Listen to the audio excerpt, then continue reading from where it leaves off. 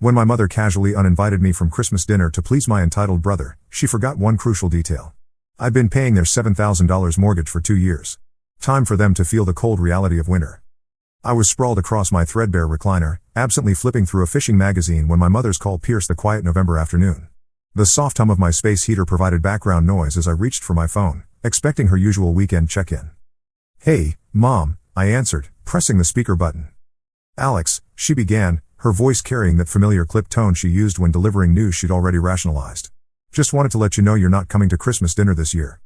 The magazine slipped from my fingers as her words registered. Not a question, not a discussion, a statement delivered with the casual indifference of someone canceling a dental cleaning. "I'm what?" I managed, my voice suddenly rough. She sighed, the distinctive sigh I'd heard throughout my childhood. "It's better this way. Keep smart content," she continued. "He's been under a lot of pressure lately, and we don't want any tension." I swung my legs off the recliner, boots hitting the scuffed hardwood with a hollow thud. My eyes fixed on the coffee table where bills were stacked in neat piles, including the mortgage statement for my parents' house that I'd just paid 2 days ago. "Keep smart content," I repeated, the words settling in my chest like concrete. "You're telling me I'm being excluded from our family Christmas because Mark is feeling sensitive?" Her tone remained steady, clinical almost. "Don't blow this out of proportion, Alex. It's just 1 day. You'll manage fine on your own." A sharp heat crawled up my spine, my fingers gripping the edge of the coffee table. "1 day," I echoed, my voice hardening. "And the $7,000 I've been spending to keep a roof over your heads all year? That means nothing too, does it?"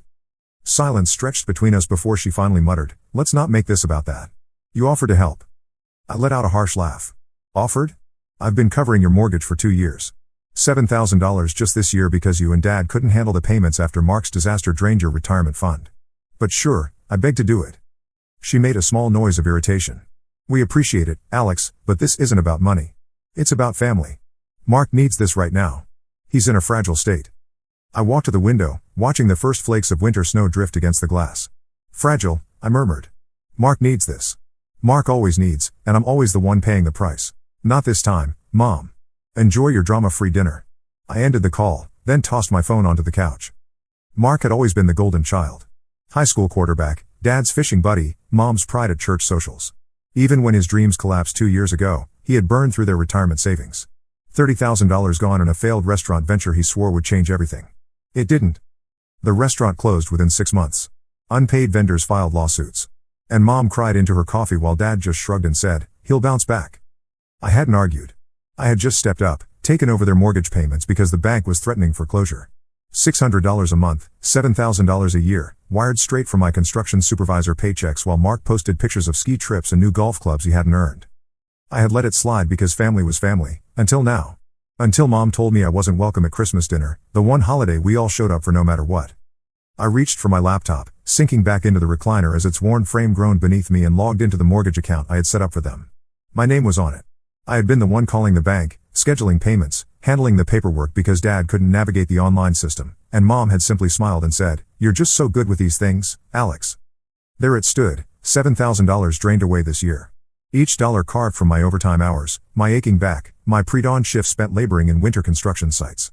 I pressed cancel automatic payments, my touches unwavering as the thickening snowfall outside, a silent guarantee of the financial storm ahead. A confirmation appeared on the screen. Automatic payments discontinued effective December 1st, 3 weeks before Christmas. I snapped the laptop shut, a grim smile tugging at the corners of my mouth. Let's see just how fragile Mark feels when the foreclosure notices start arriving. The following weeks crawled by, snow accumulating higher outside my apartment windows. The biting cold seeped through the thin walls, but I kept moving, grinding through construction shifts, hauling materials across frozen job sites, my gloves stiff with ice as the wind howled through unfinished framing. No calls yet from my parents, just the steady rhythm of my own uninterrupted life. One evening, I met up with my old college roommate, Trevor, at our regular dive bar. The place hummed with the chatter of exhausted workers and the clink of beer bottles against worn tabletops. He slid into the booth across from me, a basket of wings between us, his grin wide as he grabbed a handful. "You're quiet tonight," he said, wiping sauce from his beard. "Something eating at you?" I took a long pull from my beer and let the words spill out. Mom's call, Mark's excuses, my sudden exclusion. "They uninvited me from Christmas," I said, leaning back as the vinyl booth creaked beneath me. "After I covered their mortgage, $7,000 this year, 2 years straight."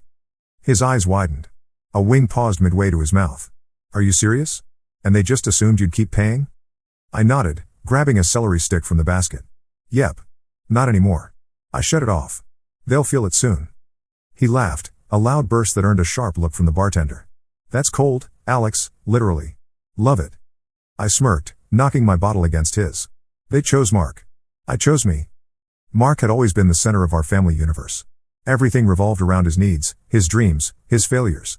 I remembered the Christmas when I was 16, how I'd saved for months to buy a decent fishing rod for Dad, only to have the entire day hijacked by Mark's announcement that he'd made varsity quarterback. My gift was barely acknowledged, set aside while Mom fussed over Mark's jersey number. Then there was my college graduation when they showed up 3 hours late because Mark had a minor fender bender on the way. I'd stood alone in my cap and gown while other families took photos and celebrated. They arrived just as I was turning in my robe, full of apologies, but with Mark's car troubles dominating the conversation through our rushed dinner. 2 years ago, when Mark's restaurant failed spectacularly, I watched my parents drain their retirement accounts to cover his debts. He took a chance, Dad had said, signing the withdrawal papers. That's more than most people do. The unspoken comparison hung in the air, unlike me, the steady, reliable son who'd never reached for the stars. I'd been the one to notice the mortgage payment notices piling up, the ones Mom hastily stuffed into drawers when I visited. I'd been the one to sit them down, work out the numbers, and set up the automatic payments for my account. Just until you get back on your feet, I'd said. Dad had clapped my shoulder, his eyes watery. Always the responsible one, Alex. Not a compliment, an observation tinged with something like disappointment that I wasn't more like Mark. December 1st arrived, the payment cancellation date, and I pictured the mortgage system flagging their account, the first notice being automatically generated. Christmas was still weeks away, but the snow had come early, thick and relentless. I kept moving. Work. A stop at the hardware store for a snow shovel and a bag of salt. The cashier nodding toward the frost-covered streets outside. Big storm on the way, he remarked, dropping my items into a bag. I smirked, imagining the financial storm brewing at my parents' house. Seems that way. The first message came midweek, just as I was changing the oil in my truck. A text from Mom. Alex, did you forget the mortgage payment? Bank called about a missed payment. Getting worried. I ignored it, wiping my hands on a shop rag. My heart beat steady. An hour later, Dad's call came through. His voice gruff in my voicemail. Son, there's some issue with the mortgage payment. Look into it when you get a chance. I didn't. Mark's message landed last, sharp and entitled. Fix the mortgage thing. Mom's freaking out. Do your job. I smirked, tossing the used oil filter into the trash. The warmth of my garage, a quiet contrast to their growing panic. The days passed, the storm intensified, and their messages came slowly at first, then like a flood. By mid-December, Mom's texts were frantic. Alex, we got a late notice. There's a penalty. Fee. Please call the bank. Dad's calls stacked up. 5, then 8. His voicemail growing increasingly agitated. This isn't funny, Alex. The bank's talking about missed payments. Mark's messages were laced with rage. You're being a child. Fix this now. I was at work securing a tarp over exposed framing, the winter air slicing through my coat when I played Mom's latest voicemail. Alex, we got a certified letter from the bank. They're talking about default procedures. What's happening? I smirked, tying down the last corner, the bitter cold a perfect reflection of what they were about to endure. Christmas was just 10 days away, and the weather report predicted an intense cold front, flawless timing. The weekend prior, I stood in my small kitchen grilling a steak, condensation clouding the windows as the meat sizzled softly on the cast iron. My phone vibrated incessantly. 8 missed calls from my mother, 5 from my father, and a relentless flood of messages illuminating the screen. Mom, Alex, we have a meeting with the bank tomorrow. Please call us. Dad, turn the payments back on this instant. Mark, you're wrecking everything. Mom can't sleep. I flipped the steak, the savory aroma thick in the air, imagining their home, Mom pacing the living room, Dad studying bank statements with growing dread, Mark sulking in his expensive winter coat. All of them facing the consequences of years of prioritizing one son over the other. I plated my steak and took a seat at my small table, letting their desperate messages pile up untouched while I savored my meal in the quiet of my own space. December arrived with a vengeance, bringing record-low temperatures and snow that piled in drifts against my apartment building. I had spent the weekend weatherproofing my windows, the bitter cold a constant reminder of what my family must be facing.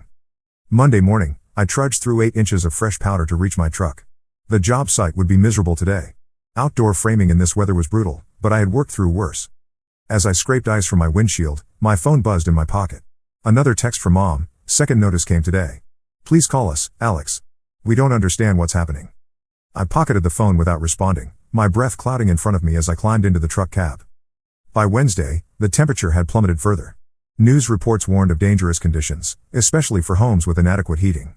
I thought of my parents' aging furnace, how Dad had mentioned last winter that it needed replacing. Next year, he'd said, once we're back on our feet.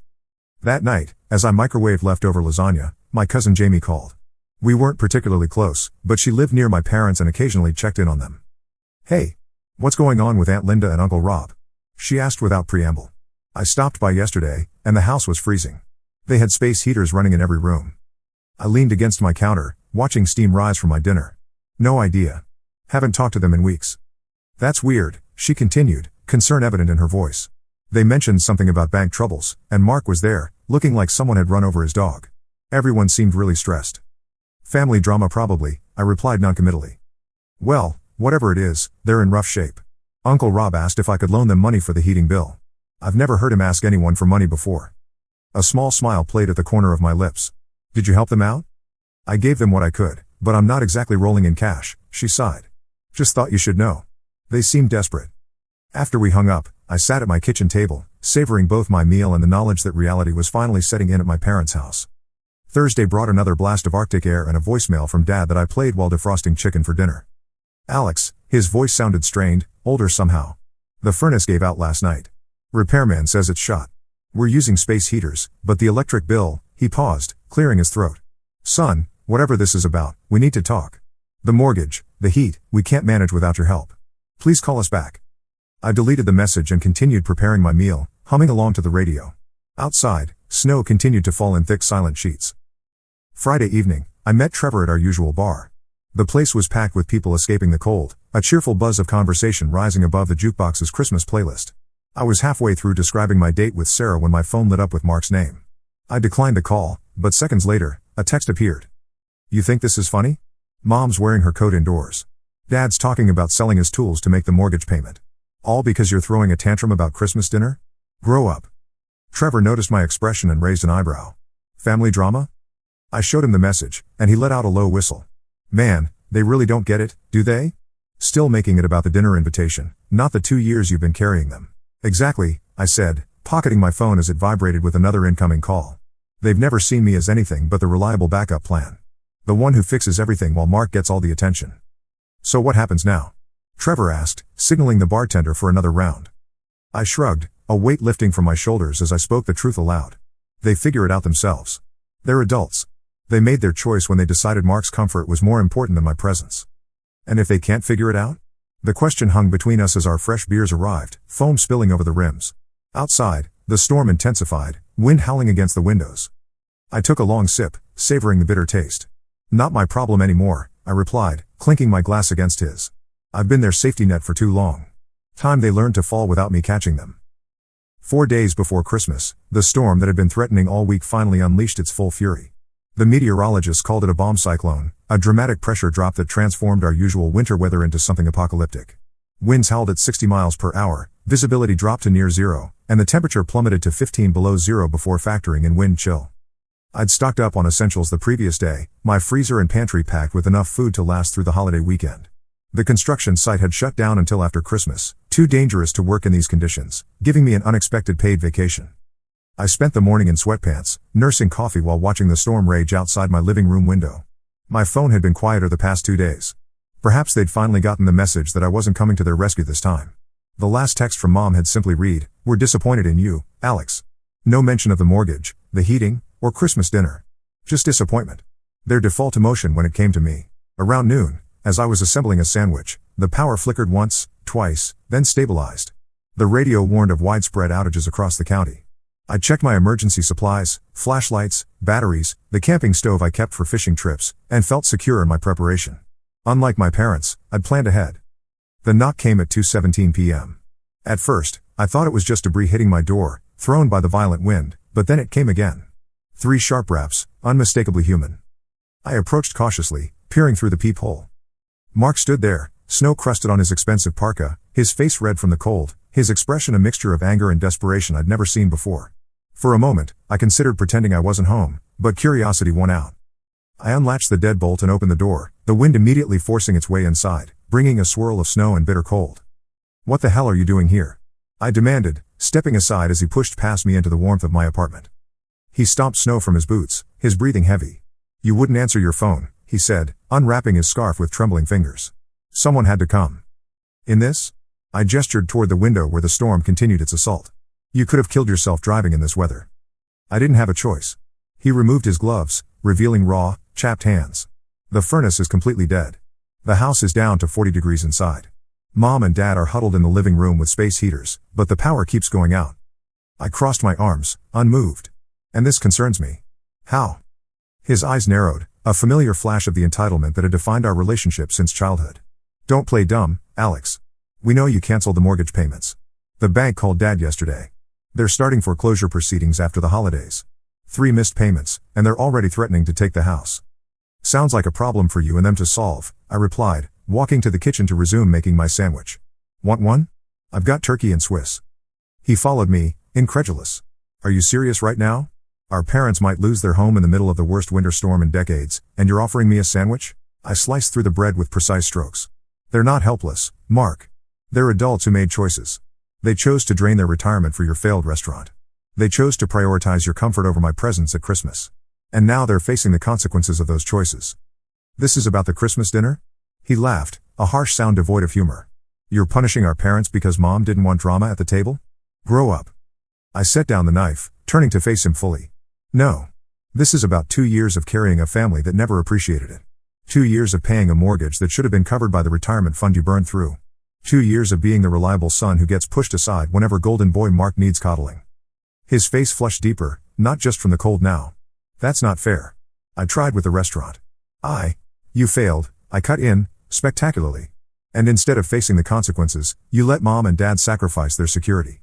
Then you had the audacity to suggest I shouldn't be at Christmas dinner because my presence makes you uncomfortable. He looked away, running a hand through his snow-damp hair. I never said that. Mom made that call on her own. But you didn't correct her, did you? I placed turkey on the bread, methodically assembling my lunch while he stood there, dripping melted snow onto my kitchen floor. You were perfectly happy to have Christmas without me, even while I was paying the bills that kept the lights on. A heavy silence fell between us, broken only by the howl of the wind outside and the soft sound of lettuce crunching as I pressed it into the sandwich. Finally, Mark spoke, his voice quieter than before. I didn't know you were paying the mortgage. I paused, knife hovering over the completed sandwich. What? I didn't know, he repeated, meeting my eyes. Mom and Dad never told me. They said they'd worked something out with the bank, a payment plan or something. I had no idea you were covering it. I studied his face, searching for the lie, but found only genuine shock. You expect me to believe that? $7,000 this year alone, and you never wondered where it was coming from? He shook his head slowly. They don't tell me about their finances. After the restaurant, well, I stopped asking. It was easier to pretend everything was fine. I cut the sandwich in half, the knife hitting the cutting board with a sharp thud. Convenient. It's the truth, he insisted, his shoulders sagging. Look, I'm not here to argue about who knew what. I'm here because our parents are freezing in a house that's about to be taken away from them. Whatever issues you have with me, with all of us, they don't deserve this. I pushed a plate with half the sandwich toward him, a peace offering of sorts. Eat something. You look like hell. He accepted it gratefully, taking a large bite. We ate in silence for a few minutes, the storm providing a dramatic soundtrack to our standoff. The heating system will cost about $4,000 to replace, he said finally. I've got maybe half of that saved. I was going to use it for a down payment on a condo, but, he trailed off, staring at his half-eaten sandwich. And the mortgage? I asked, already knowing the answer. They're 3 months behind now. With late fees, it's close to $2,000.